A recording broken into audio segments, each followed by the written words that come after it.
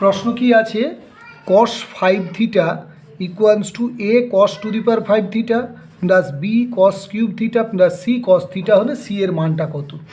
দেখো এই ধরনের অঙ্কে তার মানে দেখো এটা গুণিতক কোণ ছিল, এগুলো সব পাওয়ারে গিয়েছে। তো তাহলে আমাকে প্রথমে cos 5 থিটাকে গুণিতক কোণ থেকে পাওয়ারে নিয়ে যাব।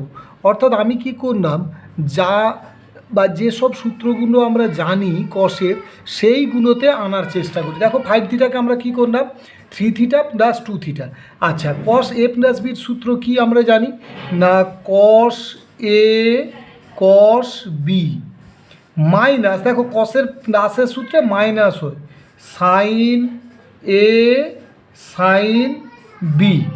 এইবার দেখো আমরা একটু পূর্বে ফিরে আসি এই দিকটাতে, কারণ সূত্রগুলো অনেকগুলো বড় হবে। cos 3 থিটার সূত্র কি জানি, 4 cos cube theta minus 3 cos theta. cos 2 থিটার সূত্র কি, 2 cos square theta minus 1 minus sine 3 থিটার সূত্র কি না, 3 sine theta minus 4 sine cube theta. Sine 2 থিটার সূত্র কি, 2 সাইন থিটা কস থিটা।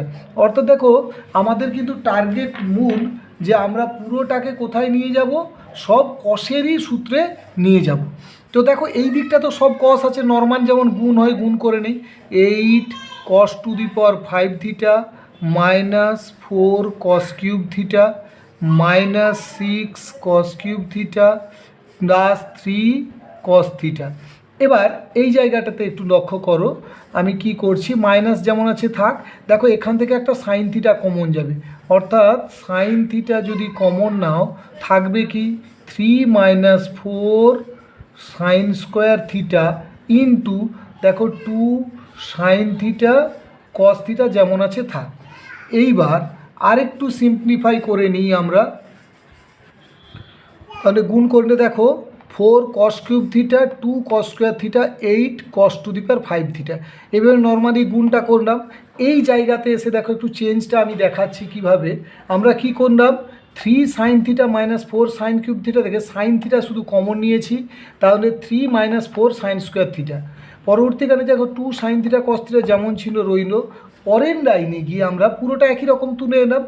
এই জায়গাতে দেখো এই যে একটি সাইন থিটা আর এখানে দেখো 2 সাইন থিটা, তাহলে কত হবে, 2 সাইন স্কোয়ার থিটা। এই 2 সাইন স্কোয়ার থিটার 2 থাকলো, সাইন স্কোয়ার থিটাকে 1 minus cos square theta cos theta. এবার এই যে দেখো 3 মাইনাস 4 সাইন স্কোয়ার থিটা, এটাকে আমরা কি করলাম, 3 মাইনাস 4 ইন্টু সাইন স্কোয়ার মানে কি 1 minus cos square theta. Just normal গুণ করলাম।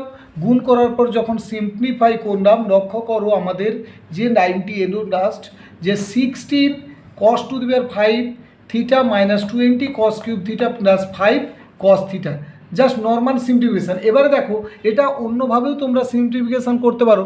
অনেকে এখানে ডাইরেক্ট দেখো অন্য কোনো সূত্র অ্যাপ্লাই করেও কসে কনভার্ট, আমাদের মূল টার্গেট হবে সবসময় কসে যাওয়া। তাহলে যখন আমি এক্সপ্রেশন করে দিলাম, দেখো কোশ্চেনে আমাদের কি ছিল না, a cos to the power 5 theta b cos cube theta c cos theta, c এর মান চাইছে। তাহলে দেখো ফরমেশনটা পুরো একই রকম এসছে। তাহলে এখানে c কত এলো, c এর ভ্যালু এলো কত, 5। তাহলে অপশান দেখো এতে ওই c ইকুয়ালস টু 5 দেওয়া আছে।